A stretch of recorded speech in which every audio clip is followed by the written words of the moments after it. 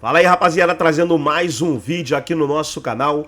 E nesse vídeo para falar da vitória do Botafogo sobre o Flamengo no Maracanã, 2-0 para o Alvinegro. Os gols do Botafogo marcados pelo Luiz Henrique e o Savarino. Os dois gols no segundo tempo. E essa vitória colocou o Botafogo aí na liderança do Campeonato Brasileiro. Hoje o Botafogo tem 9 pontos, 4 jogos, são 3 vitórias e uma derrota. Vitória importantíssima aí do Botafogo, que levou o time à liderança. Antes de soltar o vídeo debate, quero convidar você que ainda não é inscrito no nosso canal, se inscreva, ativa o sininho das notificações para você não perder nada.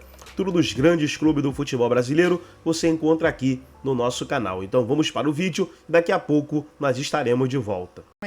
Do clássico entre Flamengo e Botafogo, vitória do Glorioso 2-0. Como é que tá o Rio de Janeiro? Como é que tá? Você tá à frente obviamente, do CT, né?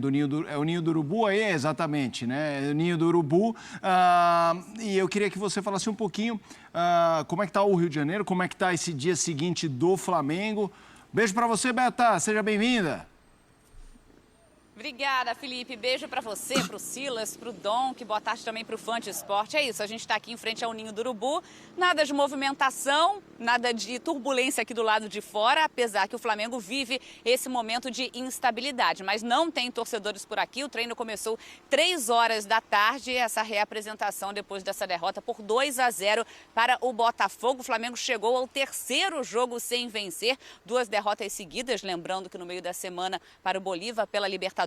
Antes também teve um empate para o Palmeiras e agora essa derrota para o Botafogo. O técnico Tite, no jogo contra o Bolívar, poupou vários jogadores por conta da questão física, não foi pensando no clássico, mas sim ao longo da temporada. Mas a expectativa da torcida é que no clássico o Flamengo fosse dar uma resposta com a volta dos titulares, mas não foi o que aconteceu. Faltou criatividade, efetividade. O Flamengo, apesar de ter mais posse de bola, não conseguiu vencer o Botafogo, que está embalado. São 4 vitórias seguidas, lembrando que inclui aí também a Conmebol Libertadores, e o Arthur Jorge vai colocando a cara dele nesse Botafogo. Os gols marcados por Luiz Henrique e Savarino, e aí você falou aí sobre os desdobramentos. O Luiz Henrique, ele comemorou com a máscara do Pantera Negra, e muitos flamenguistas reclamando porque que ele não levou cartão amarelo nessa comemoração como manda o regulamento. Logo depois ele faz uma falta e aí leva cartão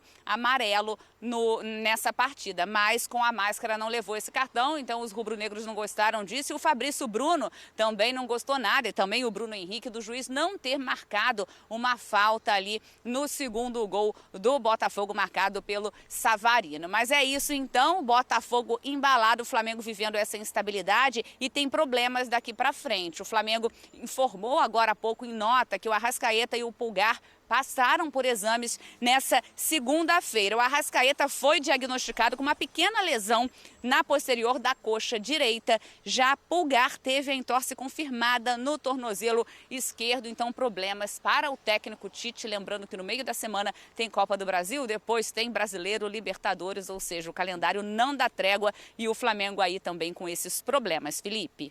Valeu, Roberta Barroso segue conosco. Vamos falar mais sobre o Flamengo já, porque eu queria explorar aqui com vocês o Botafogo. A vitória importante do Botafogo. A gente tem algumas telas para colocar no ar e a gente vai colocando aqui nesse bate-papo. Fiquem à vontade. Produção, fiquem à vontade para já ir disparando, que eu vou navegando aqui com o Silas e com o Dom, que não precisam esperar o respiro. Dom, eu queria que você falasse um pouco sobre esse cara que está na tela. Luiz Henrique, pelo Botafogo, antes e depois da estreia do Arthur Jorge. Antes 4 jogos, depois 5. Como titular 2 e 5, ele teve uma lesão, é importante lembrar. Minutos por jogo, 54,3, 70,6. Gols 0-2, assistência 0-1. Um cara que foi contratado por um valor alto, o mais alto da história do futebol brasileiro, e começa a mostrar que resolve jogos. É um cara que chega e é diferente. A gente sabe o talento que ele tem, e dentro dessa evolução dos números, na minha opinião, tem 2 aspectos que são centrais. Primeiro, a questão de adaptação. Ele tinha acabado de chegar até num processo difícil, sofreu com uma lesão, né, no começo, então até ele ter uma sequência seria natural. E aí eu acho que aí independe um tanto quanto do técnico. Mas já chegando no segundo ponto que eu falei, tem o ponto que é o mérito do Arthur Jorge, da forma como ele potencializou o lado do campo. Jogando com esses 4 atacantes, eu admito até que contra a LDU eu critiquei, eu falei, achei que foi um pouco arriscado, ainda pensando em altitude e recomposição, mas assim, a médio prazo, que a gente está vendo agora, com essas 4 vitórias seguidas, tem se mostrado uma ideia que está dando muito certo. Sim. E aí o Luiz Henrique entra muito nesse aspecto, né? O Tite falou da entrevista coletiva o quanto que o Botafogo é forte na transição, porque o Flamengo foi dominante no primeiro tempo, mas o Botafogo soube explorar isso. Tem outro aspecto para a gente falar também depois, que é as bolas paradas, e aí tem muito mérito também do Arthur Jorge, o quanto que esse time desempenhou. Já é o terceiro gol de escanteio que o Botafogo fez nesse Campeonato Brasileiro. A gente olha o número de gols de bola parada. No Brasileiro inteiro, foram 8 gols de escanteio. Nesse ele já tem 3. E o Arthur Jorge, na comissão dele, vê o João Cardoso, que é um técnico especializado no trabalho de bolas paradas. Então, esse é um outro mérito que a gente tem que falar. Então, peraí, foram 13 gols, 5 de bola parada, exato, apenas 1 de pênalti. O resto de escanteio e falta. Dentro desses 5 aí de bola parada, estão os 3 de escanteio que ele fez nessas 4 primeiras rodadas do Brasileirão. Botafogo é o time que mais tem gols de bola parada no Brasileiro e mais gols só de escanteio. Então, é muito mérito da comissão do Arthur Jorge, em específico do João Cardoso, que é quem trabalha especificamente a situação de bola parada. Eu estava assistindo até na ESPN e no Star Plus o jogo do Arsenal com o Tottenham, que teve um gol, o terceiro gol do Arsenal é um gol de escanteio, que o Arteta comemora com uma figura ao lado dele. Nicolas Jover. Exato, e o Marra, acho que era o Marra, faz a pontuação, esse cara que está vibrando do lado do Arteta é o treinador específico de bola parada.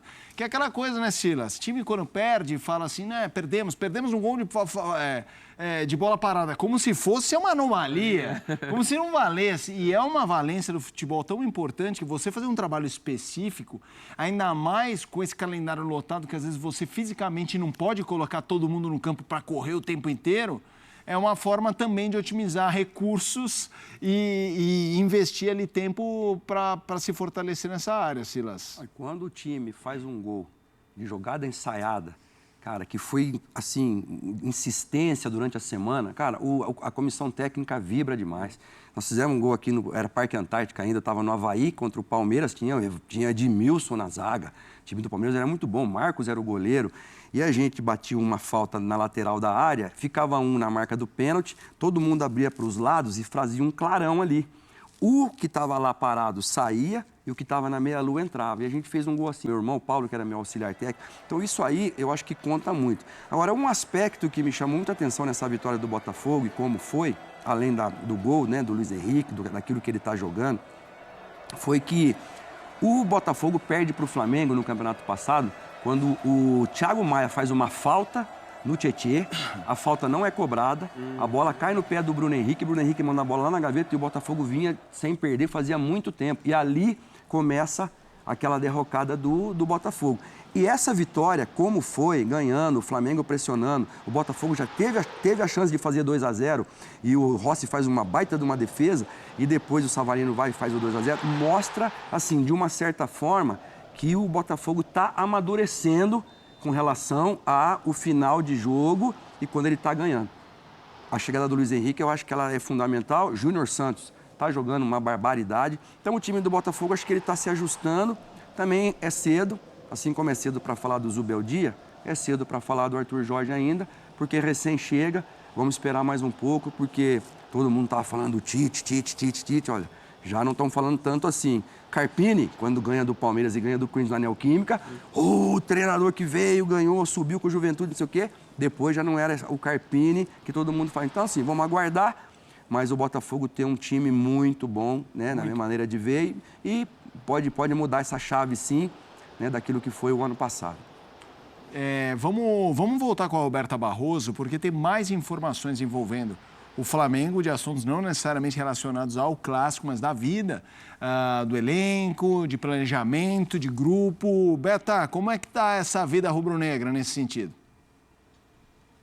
Pois é, Felipe, além do clássico que vem repercutindo nessa segunda-feira, o outro assunto que repercute foi a entrevista de Landim ao GE, muito por conta das declarações em relação ao Gabigol. O Gabigol está suspenso por tentativa de fraude em exame antidoping e tem contrato com o Flamengo até o final do ano, o último ano, então, de contrato do Gabigol com o rubro-negro. E com isso ele pode assinar um pré-contrato com outro clube no meio do ano. O Landim falou sobre isso, também sobre por que ele prevê uma perda de imagem do Gabigol. Ele até diz o seguinte, né, que o Gabigol vai perder a oportunidade de poder usar no futuro muito da imagem por ser atrelado ao maior clube do Brasil, caso ele assine com outro time. Ele fala sobre isso e também que vinha alinhando, né, já tem um ano que o Gabigol vem tentando renovar com o Flamengo com o Gabigol, então essas conversas acontecem há mais de um ano, mas até agora nenhum acordo. E aí a gente traz até uma tela agora para o Fã de Esporte, da declaração de Landim para o GE, falando justamente sobre isso, sobre esse acordo que não foi selado. A gente coloca então na tela para vocês que em hora nenhuma eu falei sim. Se eu falasse, rapidamente chegaria o papel aqui. Agora, as discussões e coisas que ele pudesse ter aceitado. No fundo, o coroamento de uma negociação se dá com a formalização disso através de documentos escritos, o que não ocorreu, disse então o presidente Landim. Segue esse impasse entre Flamengo e Gabigol e a gente vai acompanhando os próximos capítulos dessa novela. Não tem nada assinado, nenhum acordo fechado e fica a expectativa do que vai acontecer. Felipe. Valeu, Beta Barroso, que participou aqui do Sport Center, falando deste clássico Flamengo e Botafogo e da vida do rubro-negro. Um beijo, Beta, uma ótima tarde para você. Valeu. Seguimos aqui para falar da história do Gabigol. O que me chama a atenção, Dom, que primeiro, não estou criticando o Flamengo, assim, é uma negociação, a gente sabe que tem um lado do clube, tem lado de jogador, que tem empresário. Mas o que me chama a atenção, que me parece curioso, é como a diretoria do Flamengo não faz esforço, não para renovar, mas para, pelo menos, publicamente deixar a coisa. Porque se o presidente fala, não, vamos conversar ou não, a gente não estava nem debatendo. Sim. Quando ele vem e fala, não chegou nada, não, nem falamos, não sei o quê, é porque... E eles são muito inteligentes. Eles estão falando, é porque isso foi a decisão que eles tomaram, inclusive, de como tratar o assunto. E isso me dá dois caminhos de análise. Ou de achar que estão jogando a batata quente para o lado do Gabigol, da negociação, ou de realmente um desinteresse. Eu queria saber como é que você está vendo essa história. Para mim, deveria, mesmo que fosse essa, ou qualquer uma dessas... Você entendeu a cascata? Entendi. A diplomacia... Não, faz sentido. Mesmo decidi que não vou renovar, mas deixa eu fazer uma diplomacia, uma purpurina aqui. Mas poderia ter mais cuidado, evitar esses tipos de declarações públicas, assim, porque tem motivos, de repente, para não ter a continuidade, envolvendo a situação dele... até pelo papel que ele vem ocupando no time, perdendo minutagem, e a meu ver até com razão, dentro da perspectiva dos jogadores que concorrem com ele. O Pedro faz um ano espetacular e eu acho que hoje o Gabriel brigaria muito mais por posição com o Pedro do que qualquer outro jogador.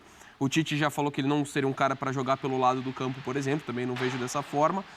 Mas, ao mesmo tempo, que seria até uma possibilidade do Flamengo, você tem que tomar muito cuidado. Você está falando dos maiores ídolos da história do clube, tudo que ele representa com a imagem do Flamengo. Então, assim, essas declarações públicas, como tem sido, não me agradam. Assim. Poderia ser alguma coisa de uma forma muito mais delicada, embora você opte pela renovação ou não de contrato, mas poderia ser tomado um cuidado maior, um zelo maior em relação às declarações públicas envolvendo o futuro do Gabigol. E que fique claro, vamos supor, não estou falando que é isso, mas vamos supor que o lado do Gabigol também tenha colocado a faca no pescoço e queremos isso, eu entenderia eles deixarem isso mais claro. Não, a gente até quer conversar, mas o lado deles... Não, eles não sinalizam isso. Então, você entendeu, Silas? Para mim, ninguém tem obrigação a nada. Eu não acho que o Flamengo tem a obrigação de renovar com o Gabigol. Acho que, pelo que representa o Gabigol, caso eles cheguem a um desfecho, tem que ser um desfecho bonito, entendeu? Daquele obrigado pelos serviços prestados e da parte do Gabigol, obrigado pela oportunidade. Sim. É uma história muito bonita para acabar mal. E nem acho que vá acabar mal, mas o caminho que está aparecendo não parece fofo, se é que você me entende, Silas. Sem dúvida nenhuma. E a gente aprende que no futebol, a gente é tão importante quanto o resultado do último jogo. E aí o que acontece? Num Flamengo, o Dom que falou bem, o Pedro está num dos seus melhores momentos. Então, quando está tudo ganhando, você vê, ninguém falava de Gabigol. Foi tomar essas duas invertidas agora, seja contra o Bolívar, empate contra o Palmeiras, perdeu para o Bolívar e agora a derrota para o Botafogo no Clássico, aí já começam a ventilar de novo a questão do Gabigol, que, para mim, é o maior artilheiro da história do Flamengo. Só que chega um momento na carreira que o ciclo vai terminando. E eu concordo também com você, Felipe. Eu acho que ele deveria terminar de uma forma mais nobre, mais honesta, mais justa com o jogador, no confronto com o torcedor e com o clube. Mas um exemplo, por exemplo, que eu estou falando assim faz uns dias já, a questão do Zé Rafael no Palmeiras. O que joga Aníbal Moreno e o que está jogando o Richard Rios, cada vez a chance para o Zé Rafael ela vai diminuir, porque ele é adaptado naquela posição, ele não é daquela posição, ele veio lá da frente. Então, quando aparece dois caras que estão jogando o que eles estão jogando, devagarinho a tendência é que o Zé Rafael perca um pouco de espaço. Agora, ele, Zé Rafael, com 11 ou 12 títulos nas costas pelo Palmeiras. E jogando um monte. Jogando pra caramba. Ele, de repente, vai aceitar? Porque vai chover de proposta, tem a vaidade do jogador. Não estou dizendo que o Zé Rafael vai sair do Palmeiras, nada disso. Eu nem acho que ele... Estou ventilando uma situação de futebol não, mas eu entendi. Que vai ser difícil. Você vê, ele parece que está recuperado e nesse clássico contra o São Paulo parece que entraria como suplente, esperando como reserva, esperando uma nova chance. O que para mim é justiça do treinador, e o Abel Ferreira sabe fazer isso muito bem.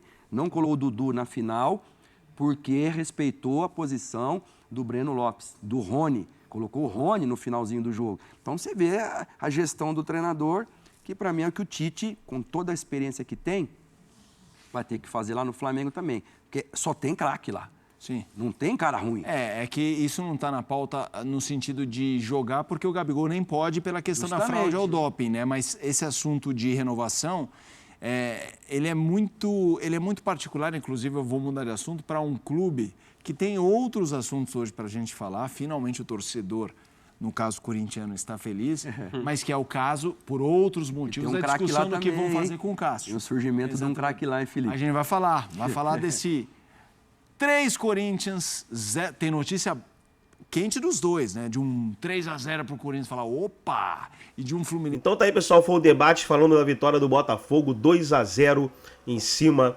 do Flamengo. Próximo confronto do Botafogo será pela Copa do Brasil, vai enfrentar o Vitória. Gostou do vídeo? Deixe o seu like, se inscreva no canal, ative o sininho das notificações. Forte abraço a todos e até o nosso próximo vídeo aqui no nosso canal de futebol.